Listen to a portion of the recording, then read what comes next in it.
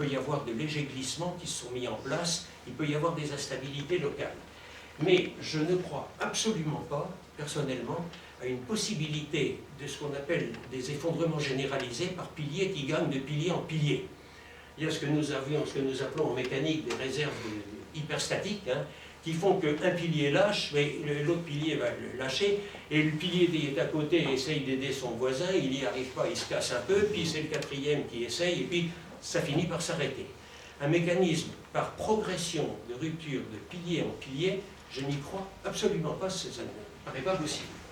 Alors, les études antérieures ont montré que, d'abord, les quelques piliers qui étaient cassés n'entraînaient que des désordres limités. Il y a des points locaux qui sont à traiter si on veut, évidemment, ouvrir ces carrières pour le public, garantir la sécurité publique. C'est tout à fait ce qui est dit dans le rapport de l'INERIS. Je rappelle que l'INERIS, c'est quelque chose que nous avions fait, c'est un organisme, l'Institut national de l'étude des risques industriels et sismiques. C'est une émanation des anciens charbonnages de France, ce sont des gens très compétents que nous avions fait intervenir, je crois, dans les années 85-86, avec la complicité de M. Parelli. Je crois que c'est nous qui les avions un peu poussés.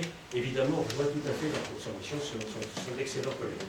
Alors évidemment, une recommandation qui est aussi à faire, c'est de respecter la continuité du banc d'argile du toit, parce qu'évidemment, recueillir tous les ruissellements de surface qui viennent faire de l'altération et perturber les états, autant l'éviter. C'est une recommandation qui a très souvent été faite par toutes les personnes qui sont intervenues. Alors maintenant, le dernier point, parce que je ne veux pas vous dire trop longtemps, le dernier point qui me paraît absolument fondamental, c'est que l'ensemble de ces galeries constitue un drain fantastique. Des drains de 8 mètres de haut, c'est quelque chose de colossal. C'est un drain extraordinaire.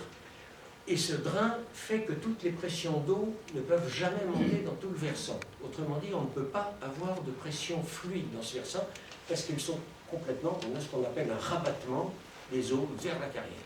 Et c'est un facteur qui est stabilisant d'une façon extraordinaire pour tout le versant lui-même. Alors, à mon avis, la première chose à faire dans ces carrières, inspection, mesure, etc., visite des désordres locaux, voir s'ils ont évolué, j'ai pas l'impression que ça ait beaucoup évolué. La visite de l'expert n'a pas du tout concerné ces choses-là correspondantes. Je dois vous dire que j'ai un peu sauté en l'air tout à l'heure, je ne l'ai pas dit parce que je voulais me tenir correctement. Quand j'ai vu à l'inspection des carrières qui dit qu'il ne visite pas les endroits qui sont des risques d'effondrement, il faut la supprimer, l'inspection des carrières. Il faut la supprimer parce que si les pompiers disent qu'ils vont plus en feu, ben, bon, voyez. Le docteur Arnaudé, parce que le risque est élevé, c'est pas du tout ce qu'il dit. Il dit, l'inspection générale de Carrette arrête ses missions de surveillance dans les galeries dans lesquelles l'analyse du risque a conduit à l'appréciation d'un risque très élevé. Mais il ne dit pas du tout que c'est ce qu'il cave, non. Mais c'est ambigu. Le maire, quand il nous l'a lu le 16 janvier, on a tous cru que c'était une appréciation qui s'appliquait à Meudon. Non, c'était juste un petit rappel, nos OIGC n'est pas fou, il ne fait pas courir, il n'envoie pas au gaspillage ses inspecteurs. Là, je parlais uniquement de la carrière en modèle. Juste avant de terminer, j'ai eu une petite divergence avec mes collègues de l'INERIS, parce qu'on a beaucoup parlé, sur les constructions à proximité des carrières arnaudais. Les carrières étant implantées ici, si vous voulez, pour les protéger, nous avions dans les années 92-93 demandé qu'il y ait une marge de reculement des éventuels bâtiments de surface qu'on implanterait. Moi, j'avais annoncé une marge d'une trentaine à quarantaine de mètres que j'aurais souhaité. Je pense qu'il y a une très forte pression sur les gens d'INERIS pour réduire cette marge. Ils sont arrivés à une marge de 15 mètres, que je persiste à trouver trop réduite. Je sais que ça ne va pas dans le sens de l'histoire, mais pour lui donner mon avis, je ne suis pas censé connaître le sens de l'histoire. Enfin, moi, je ne peux pas la faire jouer. Alors ça, ce point est très important. Et surtout, si on envisage des travaux, là je parle aussi des carrières non classées, si on envisage des carrières effondrées, si on envisage de faire des travaux là-dedans, il faut faire extrêmement attention si on veut faire des injections, si on veut faire des clavages. Et cette recommandation, je l'avais faite en 1993 à une lettre à M. Grand, qui était directeur départemental adjoint. Et enfin, en 1993, c'était déjà... J'étais jeune à l'époque, voilà. Parce que c'est directeur général de l'EPF aujourd'hui. Et on avait attiré son attention sur le risque en faisant venir des sociétés d'injection d'être extrêmement prudent. Ça rejoint une recommandation de l'INERIS qui voulait limiter les pressions d'injection. Sur un chantier souterrain comme celui-là, en milieu karstique, il est pratiquement impossible d'empêcher l'injecteur, soit involontairement, je n'ose pas dire soit volontairement, mais enfin, pratiquement ça arrive, de monter les pressions d'injection trop fort. Ils injectent beaucoup de produits, ça fait tourner le compteur dans le bon sens, dans le sens du terme. J'ai vécu, hein, je vous parle d'une expérience personnelle, hein, de ne pas être en mesure de maîtriser l'injecteur. Là, non seulement ça peut coûter beaucoup d'argent, mais ça peut faire de gros dégâts. Et ça peut faire des gros dégâts en déstabilisant carrément là, le versant lui-même. Et là, le viaduc SNCF, il ménage avec tout le monde. Hein.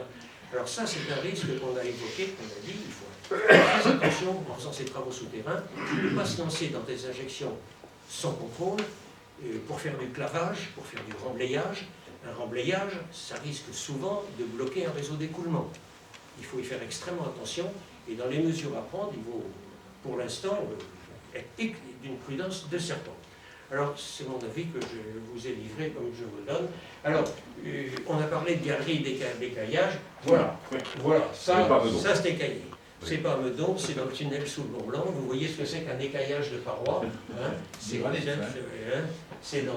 protogyne du Mont Blanc, voilà. Alors ça c'est une instabilité.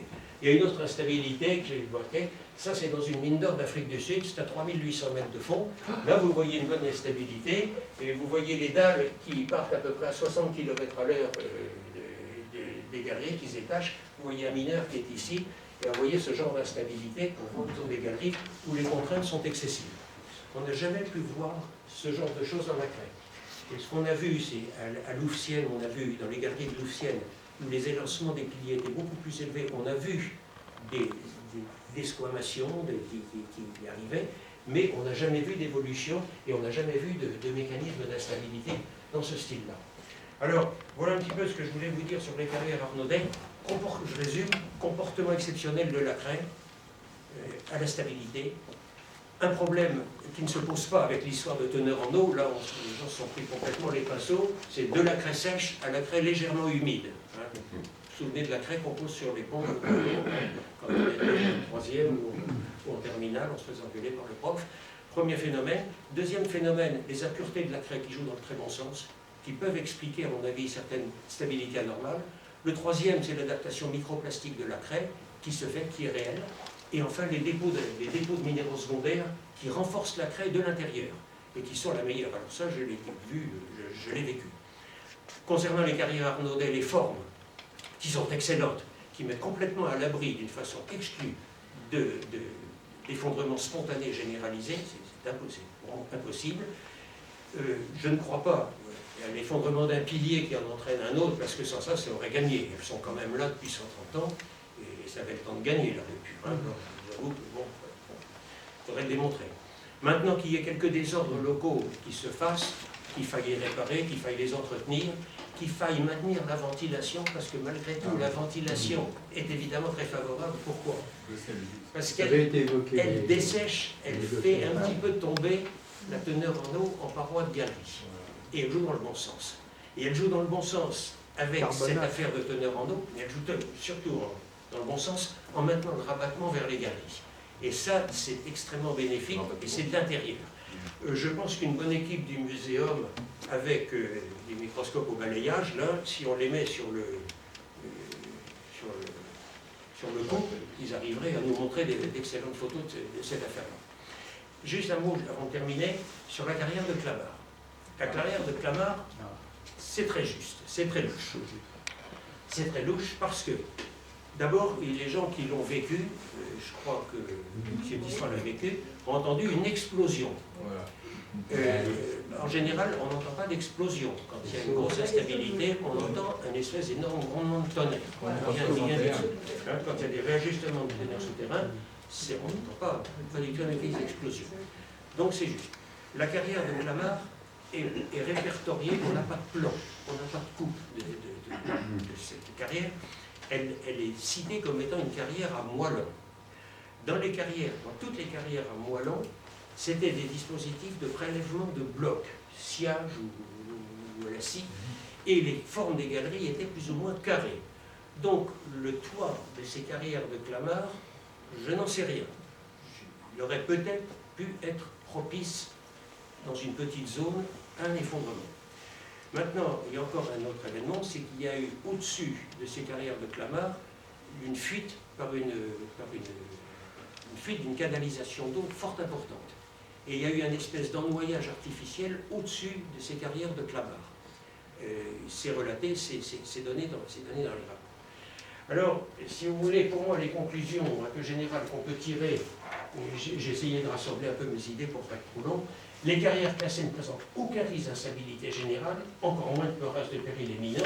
S'il y avait un péril, quand même, l'INERIS ne serait pas passé au-dessus de ça, parce que c'est des gens qui sont extrêmement compétents. Bon. Alors, une conclusion qui est quand même confirmée par 140 ans d'observation, ça commence déjà à peser un petit peu, quoi. Alors, si des instabilités locales étaient constatées et prouvées évolutives, ça n'est pas le cas à mon connaissance. Mais il y a la connaissance de l'IGC. L'IGC nous a écrit qu'il n'avait constaté aucune évolution ces dernières années. Aucune. Voilà. Oui, avant. Voilà. Alors, moi, je souhaiterais, et si je dispose de quelques jours, et de la complicité de nos amis Gosset, bien sûr, je souhaiterais, moi, retourner, remettre mon casque, et aller voir des points qui sont cités dans le rapport INERIS que j'aimerais bien revoir un petit peu. Et puis, avant de donner un point de vue péremptoire, bon, j'aime bien revérifier. Alors, des traitements locaux à exécuter, c'est le rapport en TA, mais il faut dire que ces travaux, en plus de ça, quand on les fait d'en dessous, pas quand on les fait du dessus. Quand on les fait du dessus, c'est impossible, on ne sait pas ce qu'on fait. Mais là, on a un accès qui est absolument paradisiaque, il n'y a même pas de problème de stationnement. Fabuleux. Et en plus, c'est ventilé et on peut les éclairer. C'est extraordinaire, c'est le paradis, quoi. Un gens comme nous. Alors, les dispositifs de surveillance, ils sont très faciles à concevoir, à installer, à maintenir. Et surtout, l'avantage de ce réseau de drainage absolument incroyable, qui est visitable, qui est contrôlable, pour toute la stabilité du versant, qu'on peut instrumenter, qu'on peut vérifier, c'est une risque extraordinaire à pas manquer. Alors évidemment, j'ai parlé un petit peu, je voulais mentionner la précaution particulière par rapport à la zone de reculement pour les travaux de surface, par rapport à l'étude INERIS, j'aurais eu la main un petit peu plus lourde si j'avais été à la place de l'INERIS. J'aurais écarté les bâtiments au moins à 35 à 40 mètres, je crois que ça figure dans une lettre, l'INERIS est revenu à 15 mètres. J'aurais préféré qu'ils... Et je ne pouvais pas leur tenir le bras non plus tout du long de leur rapport, que ce soit d'excellents collègues et d'excellents amis. Alors, voilà un petit peu ce que je voulais vous dire sur ces carrières. Pour moi, évidemment, l'intérêt est absolument énorme de ces carrières, parce que c'est un ensemble qui est architectural, qui est creusé dans la masse, qui est dans une roche qui est pour nous assez fascinante, assez traître, parce que cette craie, de temps en temps, ça a des comportements qui nous supportent, nous surprennent énormément, et il faut qu'on soit extrêmement prudent avec ça. Mais là, quand on a quand même 140 ans d'observation derrière soi, on devient plus musclé. Et quand on a une théorie qui ne marche pas, qui vous prédit la rupture, il faut se dire que c'est la théorie qui a tort et que c'est la nature qui a raison. C'est comme ça que je conclue. Voilà, s'il y a des questions... il faudrait que je la reparcours de plus près. Je pense qu'il y a eu un effondrement local qui a gagné. On n'a pas beaucoup de données sur cet effondrement de 1872. Et il faudrait que je retourne là pour revoir. Il faut bien les distinguer. Il y a eu 1858 le glissement de la Glaisière. Il y a eu dans les toutes premières exploitations quelques problèmes de stabilité, et il y a cet effondrement de 1872. C'est celui-là. Et sur celui-là, on a très très peu de données. Je ne sais pas du tout si les formes qui avait été fait. Je pense que M. Gosset aurait des idées là-dessus. Et sur cet effondrement de 72, je pense qu'il s'agit de désordres locaux qui ont fini par gagner, qui n'ont pas dû être entretenus de la surface, qui ont été soumis à des ruissellements d'eau. Il me semble que ça doit être ça. Mais, je sais pas. Sur 1961, on n'a hélas aucun profil, aucune coupe des galeries. Je n'en connais pas. Je ne pense pas que M. Gosset en est. Je voudrais qu'on interroge M. Gosset.